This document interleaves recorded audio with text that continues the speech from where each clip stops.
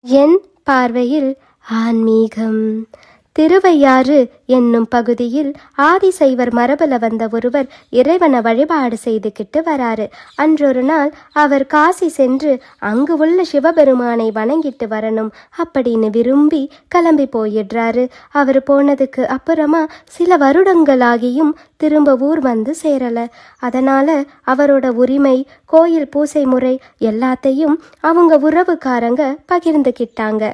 இதனால காசிக்கு போனவரோட மனைவியும் பிள்ளையும் வறுமையில வாடுறாங்க. இவங்க புலம்பல கேட்ட ஐயாரப்பர் சுவாமி ஆதிசைவர் போல உருமாறி அவர் உரிமை முறைகளை திரும்ப பெற்று ஆதிசைவர் உருவில் இருக்கும் சிவபெருமான் கோவிலில் தன்னையே பூசை செய்கிறார். காசிக்கு போனவர் திரும்ப ஒரு நாள் வந்துடுறாரு.